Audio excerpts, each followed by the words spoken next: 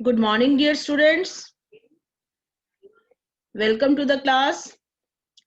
Today we will start chapter number 31. That is a magic trick. We are going to learn to make a dancing snake. नाचता हुआ snake. आइए देखें इसको कैसे बनाना है.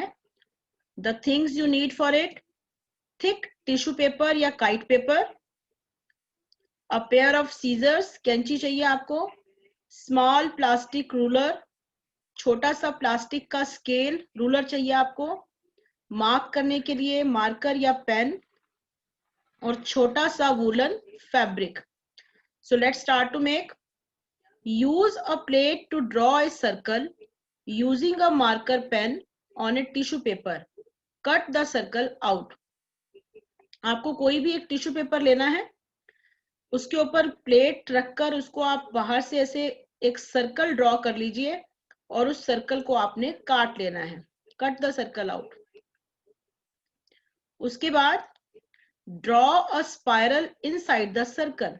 एक स्पाइरल ड्रॉ करना है इसके अंदर. स्पाइरल मीन स्प्रिंग की तरह से, देखो ऐसे गोल गोल,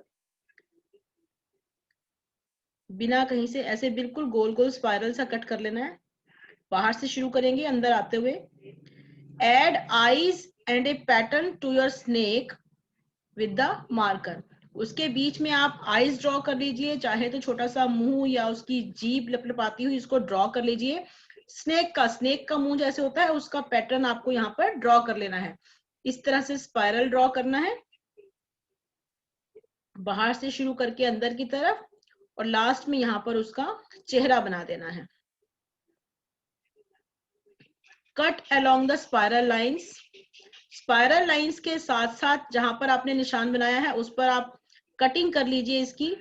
once you have finished cutting, recoil your snake. एक बार आपकी कटिंग फिनिश हो जाए तो उसको वैसे ही, बिल्कुल वैसी ही सेटिंग बना के रख देनी है जैसे कि वो सर्कल पेपर था. Right. Take a ruler and rub one end of the plastic ruler back and forth against the woollen fabric for 30 seconds or longer. आपको क्या करना है, एक रूलर लेना है, स्केल को बोलते हैं रूलर, प्लास्टिक का. उसका एक सिरा वूलन कपड़े के साथ रगड़ना है, रब करना है, आगे से भी और पीछे से भी. बैक एंड फोर्थ, पीछे भी और आगे भी, दोनों तरफ से उसको जोर जोर से रब करना है. 30 सेकंड के लिए या उससे थोड़े से ज्यादा समय के लिए आप रब कर सकते हैं इसको. Now touch the end of the ruler which you had rubbed to the snake's head. Watch the snake rise up and uncoil itself. अब आपको क्या करना है, रूलर जोन सा सिरा आपने रब किया था उसको स्नेक के हेड से टच करना है. तो इस सिरे को अगर आपने वूलन कपड़े से रब किया था तो इसी सिरे को आप स्नेक के फेस से टच करो तो आपको क्या दिखेगा, watch the snake rise up. जो ये स्नेक है ये यहाँ से उठना शुरू हो जाएगा और अपने आप ही खुलता. जैसे आप स्केल को ऊपर करोगे तो सांप का मुंह जो है ये भी साथ साथ इसके ऊपर उठना शुरू हो जाएगा और खुलना शुरू हो जाएगा. तो इसके पीछे साइंटिफिक लॉजिक क्या है, how is it done. The extra particles transferred from the wool to the ruler. जब आपने इसको रब किया तो वूलन कपड़े से एक्स्ट्रा पार्टिकल्स जो है वो रूलर पर ट्रांसफर हो गए. ठीक है. तो उससे क्या होता है, वो क्या बिल्डअप करते हैं, cause a buildup of static electricity. तो जो रूलर का जो सिरा है ना ये चार्ज हो गया. जब आपने इसको वूलन कपड़े से रगड़ा, इसके पार्टिकल्स यहाँ तक आए तो ये सिरा उसका चार्ज हो गया, वहां पर इलेक्ट्रिसिटी प्रोड्यूस हो गई. दैट इज स्ट्रॉन्ग इनफ, जो कि सफिशिएंट होती है to lift the light weight tissue paper, जो कि हल्के वजन के टिश्यू पेपर को उठाने के लिए सफिशिएंट होती है. यानी कि इतनी चार्जिंग हो जाती है उसके ऊपर कि वो टिश्यू पेपर को, हल्का सा होता है टिश्यू पेपर तो उसको वो उठा सकती है. तो उससे ऐसा लगता है कि जैसे जो सांप है वो डांस कर रहा है. आप स्केल को ऊपर उठाओगे तो आपको यूं लगेगा कि स्केल के इशारे पर सांप डांस कर रहा है. Right. It was a magic trick. The next is quiz number 2. Quiz है ये, क्वेश्चन आंसर्स हैं. Name the 2 ancient universities of Bihar. तो बिहार की 2 पुरानी यूनिवर्सिटीज कौन सी हैं, नालंदा और Vikramshila. Right. Name the person who designed new Delhi. आप उस पर्सन का नाम बताइए जो कि जिन्होंने न्यू दिल्ली को डिजाइन किया था। उनका नाम है Edwin Lutyens. Edwin Lutyens. Name the longest river bridge in India. सबसे लंबा जो नदी के ऊपर बना हुआ पुल है वो कौन सा है? हम पहले भी पढ़ चुके हैं इसको, महात्मा गांधी सेतु, जो कि पटना में है। Who is known as the father of Indian Railways. भारतीय रेलवे के फादर कौन कहे जाते हैं? Lord Dalhousie. आपने सोशल स्टडीज में भी पढ़ा होगा इसको। Name the prime minister of India who died in Russia. India के वो कौन से प्राइम मिनिस्टर थे जिनकी मृत्यु रशिया में हुई? Shri Lal Bahadur Shastri. Which rivers make a sangam at Allahabad. Allahabad पर कौन सी नदियां मिलकर एक संगम बनाती हैं? तो कौन सी 3 नदियां मिलती हैं उसमें? Ganga, Yamuna, Saraswati. Which was the last colony to be reunited to the Indian union.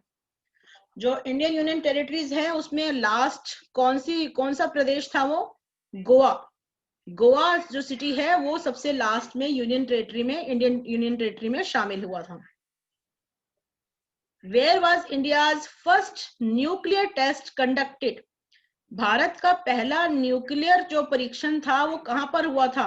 Rajasthan में पोखरण नाम की जगह है, वहां पर इसको टेस्ट किया गया था। Who is known as the prince of martyrs. तो शहीद, मार्टर्स होते हैं जो शहीद होते हैं, तो शहीदों का राजकुमार किसको कहा जाता है? प्रिंस किसको कहा जाता है? भगत सिंह।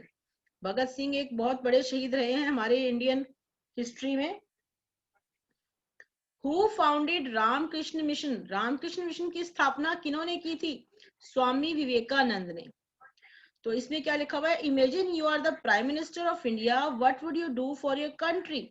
अगर आपको भारत का प्रधानमंत्री बना दिया जाए, आपको प्राइम मिनिस्टर बना दिया जाए, तो आप अपने कंट्री के लिए क्या करेंगे? Right few lines. तो आप ये लाइंस अपनी मर्जी से यहाँ पर लिख सकते हैं। That is for fun, you can colour these emoticons. The next is tick the correct option. Who is the first Indian woman to get a gold medal in Asian Games? तो first जो है भारतीय महिला Asian games में gold medal लेने वाली कौन थी? उनका नाम था कमलजीत संधू। आपको ऑप्शन दिए गए हैं 3, तीनों में से ठीक देखना है। सानिया मिर्जा, साइना नेहवाल।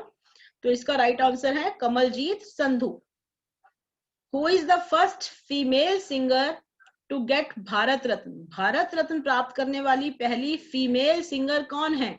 लता मंगेशकर, MS सुब्बुलक्ष्मी, नूरजहां। तो राइट ऑप्शन है MS Subbulakshmi. Where was petroleum first discovered in India. Bharat में सबसे पहले पेट्रोलियम कहां खोजा गया? रानीगंज, डिगबोई या Mahanadi valley. The correct option is Digboi. Vande Mataram is a poem from which novel. जो वंदे मातरम नाम की कविता है वो कौन से नॉवल से है? गीतांजलि, आनंदमठ या चौखेर बाली। आनंदमठ इसका सही आंसर है। What is the full form of IAS। IAS की फुल फॉर्म क्या है? Indian air service, Indian administrative service, Indian academic service. The right option is Indian administrative service. Who was the last ruler of the Mughal dynasty? Mughal वंश के सबसे अंतिम शासक कौन थे? बहादुर शाह जफर, शाहजहां या Mohammad Ghazni. Bahadur Shah Zafar. In which state is Nagarjuna Sagar dam located? Nagarjun Sagar dam कहां पर है? पंजाब में, कर्नाटका में या आंध्र प्रदेश में। The right answer is Andhra Pradesh. Which country is India's biggest trade partner? Bharat के सबसे बड़े ट्रेड पार्टनर कौन सा कंट्री है? चाइना, सिंगापुर या USA। The right option is USA, United States of America. What is the minimum voting age in India? Bharat में सबसे कम जो मिनिमम वोटिंग एज है कि कौन कितनी उम्र का व्यक्ति जो है वो वोटिंग कर सकता है, तो इसकी सही उम्र है 18 साल, 18 years. In which language was Ramayana first written? सबसे पहले रामायणा जो है वो कहाँ लिखी गई थी, कौन सी लैंग्वेज में लिखी गई थी? देवनागरी में, संस्कृत में या पाली में? तो इसका सही आंसर है संस्कृत। नेक्स्ट है एक्सप्लोरर्स एंड डिस्कवरर्स। तो इसको ध्यान से पढ़ते हैं हम। An explorer is one who travels through an unfamiliar region to explore it. Explorer कौन होता है, अन्वेषक कौन होता है? एक्सप्लोरर उसको बोलते हैं कि जो ट्रेवल करता है अनफेमिलियर, जो उसको पता नहीं होते, वो प्रदेश, उन जगहों के बारे में पता नहीं होता, वो अनफेमिलियर होता है, उन जगहों पर घूमता है, उन जगहों के बारे में सही जानकारी लेने के लिए, विभिन्न जानकारियां लेने के लिए जो घूमता है उसको एक्सप्लोरर कहते हैं। A discoverer is the one who finds a new place. तो एक खोजी, डिस्कवरर कौन होता है? जो कि एक नई जगह की खोज करता है, नई जगह ढूंढ लेता है। Explorers and discoverers go to new places. ये दोनों ही, एक्सप्लोरर भी और डिस्कवरर भी, ये नई नई जगह पर जाते हैं। ओपन अप न्यू रूट्स, नए नए रास्ते ढूंढते हैं। एंड स्टडी अननोन पीपल, और अनजान व्यक्तियों के ऊपर स्टडी करते हैं, प्लांट्स के ऊपर भी और एनिमल्स के ऊपर भी स्टडी करते हैं। तो ये एक क्रॉसवर्ड पजल है, पढ़ेंगे हम इसको, अक्रॉस भी और डाउन भी।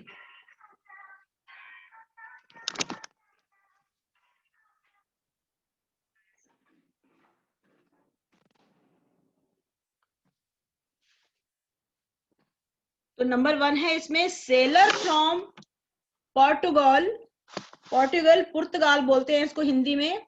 Who discovered the sea route to India? एक पुर्तगाल का एक सेलर था, नाविक था, जिसने की समुद्री रास्ता सोचा था, भारत तक का समुद्री रास्ता खोजा था, डिस्कवर किया था।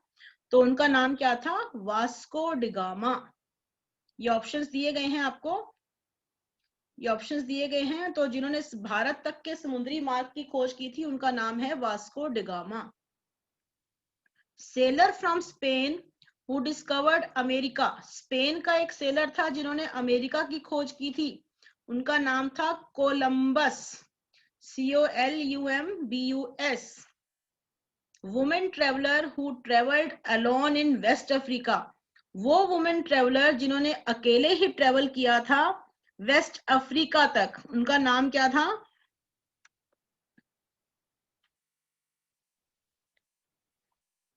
मैरी किंग्सले, उनका नाम था Mary Kingsley. Number 7, first European explorer to set foot in Florida. पहले यूरोपियन एक्सप्लोरर थे जिन्होंने अपने पांव फ्लोरिडा में रखे थे, उनका क्या नाम था? नंबर 7 पर Leon, right. First European to explore the south west of North America in Arizona and New Mexico. पहले यूरोपियन थे जिन्होंने कि साउथ वेस्ट, जो उत्तरी अमेरिका था, उनका दक्षिणी पश्चिमी भाग एक्सप्लोर किया था, वहां ढूंढ के उनके बारे में जानकारी इकट्ठी की थी। कहां पर? एरिजोना और न्यू मैक्सिको में। तो वो कौन थे, क्या नाम था उनका? कोरोनाडो। नंबर 8 पर Coronado. Famous English explorer who discovered the Hudson river. बहुत प्रसिद्ध अंग्रेजी एक्सप्लोरर थे जिन्होंने हुडसन रिवर की खोज की थी, तो उनका नाम क्या था? उनका अपना नाम भी हुडसन था, ठीक है। उस रिवर को हुडसन रिवर ही कहा जाता है। तो आगे है डाउनवर्ड्स, देखते हैं क्या है इसमें।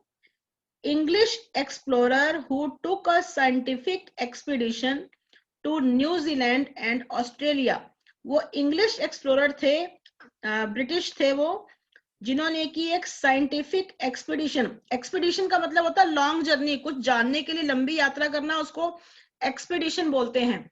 तो उन्होंने न्यूजीलैंड और ऑस्ट्रेलिया तक की लंबी यात्रा की थी। साइंटिफिक मतलब कि कुछ खोजबीन के लिए।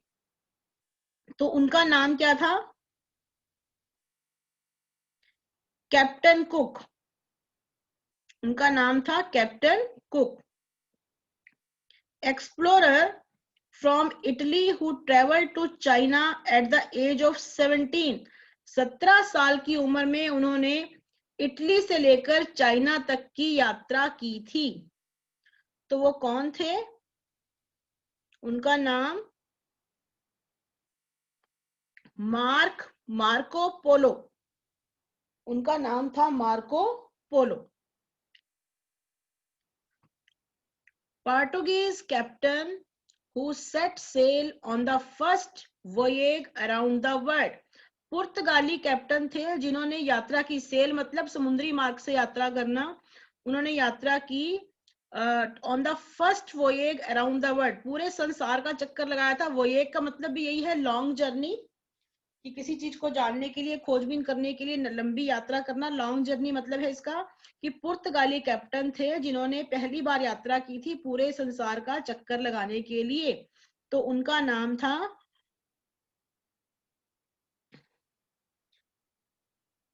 मैजेलियन। This one.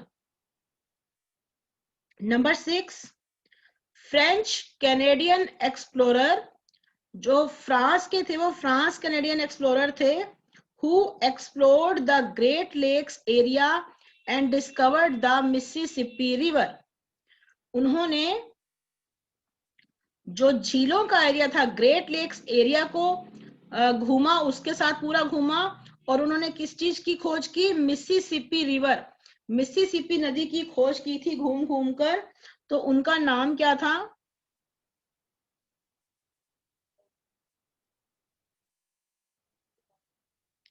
उनका नाम था जॉयलेट।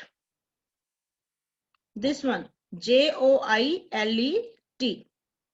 Right. Number 9, Italian English explorer,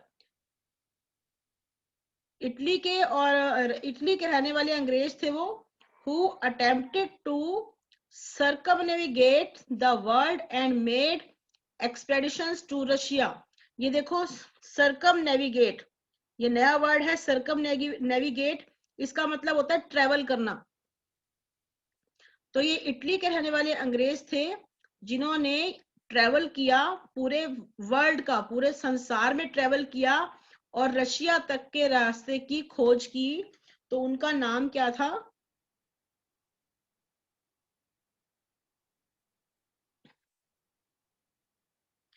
कैबट, CABOT, कैबट, right.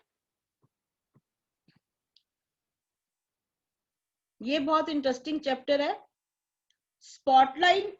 Spotlight on Asia. Asia पर थोड़ी सी रोशनी डाली गई है। एशिया महाद्वीप, कॉन्टिनेंट जो होते हैं, महाद्वीप हैं बहुत सारे। एशिया महाद्वीप जो है वो सबसे बड़ा महाद्वीप है हमारे संसार में, उसके बारे में बताया गया है। सबसे पहले Taj Mahal. The Taj Mahal is considered to be one of India's most admired works of art. जो ताजमहल है उसको भारत का सबसे ज्यादा एडमायर्ड वर्क, प्रशंसनीय कार्य, कला का प्रशंसनीय कार्य के रूप में कंसीडर किया जाता है। As well as a famous landmark, और ये बहुत प्रसिद्ध लैंडमार्क है। And a tourist attraction that draws millions of visitors every year. और टूरिस्ट्स के लिए भी ये एक बहुत अट्रैक्शन वाली जगह है जहां पर लोग आना पसंद करते हैं घूमने फिरने के लिए। सैलानी बोलते हैं टूरिस्ट को हिंदी में। और वो लाखों लाखों विजिटर्स को अट्रैक्ट करता है हर साल। हर साल यहाँ पर लाखों टूरिस्ट हमारे देश से भी और आउट ऑफ कंट्री से भी यहाँ पर घूमने के लिए आते हैं। The mango is the national fruit of India. Bharat का नेशनल फ्रूट कौन सा है? मैंगो है। और एशिया के बारे में एक और बात, India and China combined, Bharat और चीन मिलकर क्या बनाते हैं? Make up more than a third of the world's entire population. अगर पूरे संसार की पॉपुलेशन को देखा जाए तो उसका 1/3 पॉपुलेशन जो है इंडिया और चाइना के अंदर है। पूरे संसार की पॉपुलेशन को अगर 3 हिस्सों में बांट दिया जाए तो 1/3 जो है वो सिर्फ 2 देश इंडिया और चाइना मिलकर ही बना देते हैं। तो हम पढ़ते हैं एशिया महाद्वीप के बारे में, एशिया कॉन्टिनेंट के बारे में। Made up of 46 countries, Asia is the world's largest continent. कि 46 देश हैं एशिया कॉन्टिनेंट में, 46 कंट्रीज हैं और ये पूरे संसार का सबसे बड़ा कॉन्टिनेंट है। And just how big is it, और कितना बड़ा है? फ्रॉम वेस्टर्न टर्की, पश्चिमी तुर्की से लेकर eastern tip of Russia, Russia के पूर्वी ध्रुव तक, ठीक है, पूर्वी सिरे तक पूरा एशिया महाद्वीप है। Asia spans nearly half of the globe. इतना बड़ा महाद्वीप है ये कि पूरा ग्लोब जो है ना उसका आधा हिस्सा ये कवर कर लेता है। पूरे ग्लोब का आधा हिस्सा एशिया महाद्वीप में है, इतना बड़ा महाद्वीप है ये। होम ऑफ 4 बिलियन सिटीजन्स, इसमें कितने लोग रहते हैं? लगभग 4 बिलियन। एक मिलियन में 10 लाख होते हैं और 1 बिलियन में तो उससे भी ज्यादा होते हैं। तो 4 बिलियन सिटीजन्स रहते हैं इस महाद्वीप में। That's 3 out of 5 people on the planet. पूरे पृथ्वी ग्रह पर 5 में से 3 लोग जो हैं वो एशिया महाद्वीप में रहते हैं। एशिया's population is bigger than that of all the other continents combined. बाकी के सभी महाद्वीपों की जनसंख्या को अगर इकट्ठा कर दिया जाए तब भी एशिया की जनसंख्या उनसे ज्यादा है। यानी कि अकेले एशिया महाद्वीप की जनसंख्या बाकी के सभी महाद्वीपों की कुल मिलाकर जनसंख्या से भी ज्यादा है। तो आगे पढ़ते हैं, ये बहुत इंपॉर्टेंट इंफॉर्मेशन है। देखो बहुत अच्छी बातें लिखी हुई है इसमें। 9 out of 10 of the world's tallest buildings are in Asia. कि संसार की सबसे ऊंची ऊंची जो बिल्डिंग्स हैं, टॉलेस्ट सबसे लंबी बिल्डिंग्स जो हैं, वो कुल अगर 10 देखी जाए तो 10 में से 9 जो हैं वो एशिया महाद्वीप में है। संसार की सबसे ऊंची 10 बिल्डिंग्स को देखा जाए तो उन 10 में से 9 वो एशिया कॉन्टिनेंट में हैं। द टॉलेस्ट, सबसे लंबी, the Burj Khalifa in Dubai. सबसे लंबी बिल्डिंग कौन सी है? वो बुर्ज खलीफा है। कहां पर है? दुबई। उसकी ऊंचाई कितनी है? 2717 फीट। सेकंड नंबर पे Shanghai tower 2073 feet. And the tallest building under construction, और जो सबसे लंबी बिल्डिंग बनने वाली है उसकी कंस्ट्रक्शन अभी चल रही है, उसका नाम क्या है? Kingdom Tower. Are all in Asia, ये सभी कहां पर है? एशिया में है। Once the construction is complete in 2019, this building will stand 3,300 feet tall, a whole kilometer. कि एक बार इसकी कंस्ट्रक्शन अगर 2019 में पूरी हो गई तो ये बिल्डिंग 3,300 फीट ऊंची है, जो कि पूरी 1 किलोमीटर की ऊंचाई पर है।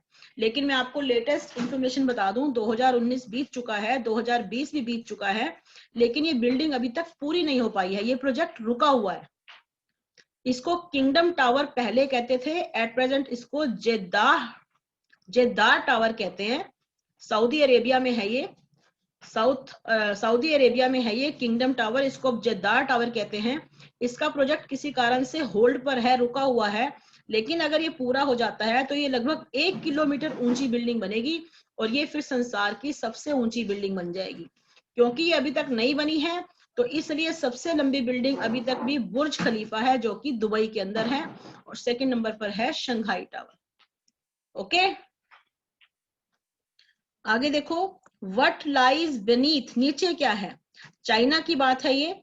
Eight the bottom of China's Fuxian lake, एक फक्शियन लेक है चाइना के अंदर, उसके तलहट्टी में उसके अंदर क्या है? Lie the ruins of a city, एक शहर की ruins मतलब कि अवशेष हैं उसके, शहर वो खत्म हो गया, बर्बाद हो गया, जो उसकी बची कुची अवशेष हैं वो उसकी लेक के अंदर हैं। रिसर्चर्स थिंक, जो रिसर्च करने वाले हैं वो क्या सोचते हैं कि ओवर 1700 years ago, 1700 साल पहले, the entire section of the city, इस शहर का पूरा हिस्सा ब्रोक ऑफ, टूट गया, and slid into the lake, और झील के अंदर फिसल के बह गया, ड्यूरिंग एन अर्थक्वेक, एक भूकंप आया तो वो पूरा का पूरा शहर टूट फूट गया और इस झील के अंदर बह गया, ऐसा मानना है रिसर्च करने वालों का। यंग माउंटेन्स, कौन सी है young mountains? Stretching across south Asia, कि साउथ एशिया में अगर देखा जाए, the Himalaya include mount Everest, Himalaya के अंदर क्या है? माउंट एवरेस्ट है, जो कि दुनिया की सबसे लंबी सबसे ऊंची चोटी है। तो संसार की सबसे ऊंची पहाड़ी चोटी माउंट एवरेस्ट है, जो कि हिमालयाज में है। Formed about 50 million years ago, 50 million वर्ष पहले बनी थी ये। It's one of the youngest mountain ranges on earth, ये पहाड़ी श्रृंखला में सबसे यंगेस्ट माउंटेन रेंज है। रेयर ब्रीड, रेयर मतलब बहुत मुश्किल से मिलने वाली, कहीं कहीं बिल्कुल नाव के बराबर दिखने वाली ब्रीड, वो क्या है? कौन सा एनिमल है ये? नेटिव टू इंडोनेशिया, इंडोनेशिया की पैदाइश है। South east Asia, south east जो इंडोनेशिया है वो कहाँ है? साउथ ईस्ट एशिया में है, तो वहां की पैदाइश है। और मलेशिया में भी ये होता है। क्या होता है? द रेयर बिंटूरंग, बिंटूरंग इस एनिमल का नाम है। ये देखो, ये एनिमल जिसकी फोटो दिखाई गई है, इसका नाम है बिंटूरंग। इसको क्या बोलते हैं? बिंटूरंग भी बोलते हैं या फिर बियर कैट बोलते हैं। तो क्यों बोलते हैं इसको बियर कैट?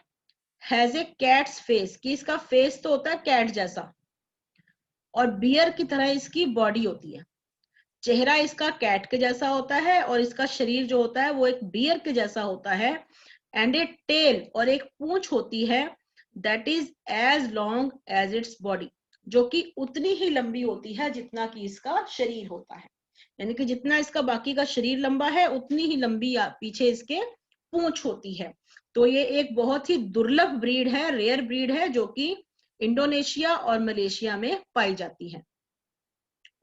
एशिया के 6 सबसे ज्यादा विजिट किए जाने वाले शहर, कि एशिया के 6 मोस्ट विजिटेड सिटीज हैं जहां पर लोग घूमने फिरने के लिए जाना बहुत पसंद करते हैं। नंबर 1 है बैंकॉक, जो कि थाईलैंड में है, थाईलैंड कंट्री में बैंकॉक सिटी है। सिंगापुर, दुबई, दुबई कहाँ है? संयुक्त अरब अमीरात में है दुबई। कुआलालंपुर, जो कि मलेशिया के अंदर है। हांगकांग और सियोल, जो कि साउथ कोरिया के अंदर है। तो ये 6 मोस्ट फेमस सिटीज हैं जहां पर लोग घूमने के लिए जाना पसंद करते हैं। So that's all for today. See you in the next class. You have to complete up to page 45 in your books. Thank you.